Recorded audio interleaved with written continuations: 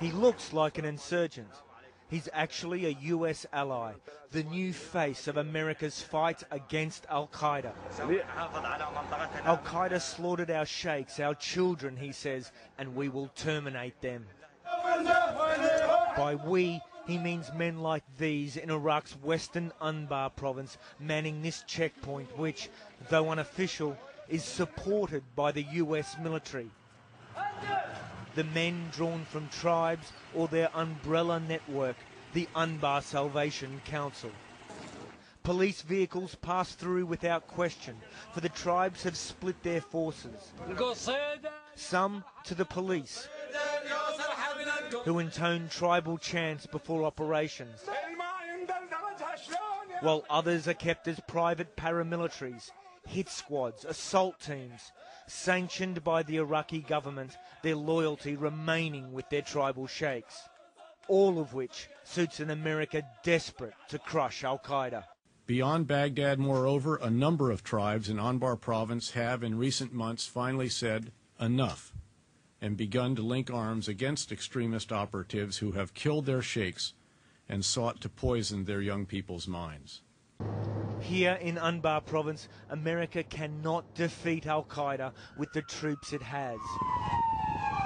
So it's turned to the tribes, Ba'athist and nationalist insurgents of the Salvation Council, virtually contracting out parts of the battle against Al-Qaeda to tribal fighters. The deal is simple. America gives local leaders free rein as long as they root out and kill Al-Qaeda. Iraqis like villager Abu Miriam have tired of Al-Qaeda. He says his people began fighting US forces, but foreigners infiltrated their ranks. If you talk against them, they let you go at first, then come back and behead you later, he says. These tensions provoked the tribe's Salvation Council to work alongside US Marines and soldiers. Its members carry weapons, launch operations against targets they select, make arrests and conduct interrogations, all with American acquiescence. In a September 2006 US intelligence briefing, it appeared the tribes had been given a license to kill. The tribes effectively sought out and killed on a repeated basis elements infiltrating from Syria, as well as local elements trying to re-establish, a US official said. Asked if this was really an assassination program backed by US forces, Zalmay Khalilzad answered, "We lose no sleep over the struggle against Al-Qaeda and the killing of Al-Qaeda people." The Salvation Council says the US has given them rifle ammunition, a claim the US military does not dispute, and the Iraqi government given them 30 vehicles. We are not looking for bloodshed. We minimize it, this senior council member says. If a suspect is peaceful, we arrest and hand him to the authorities.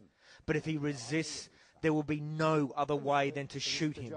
Coordinating the tribe's operations with the Americans, says the Sheikh, is discreet. When we meet a government minister, sometimes we see an American sitting in. Discussions Ambassador Khalilzad has listened to himself. I have hosted here at the embassy meetings between the Minister of Defense, Minister of Interior, other senior officials, and Anbaris who have come. Anbaris who represent insurgents.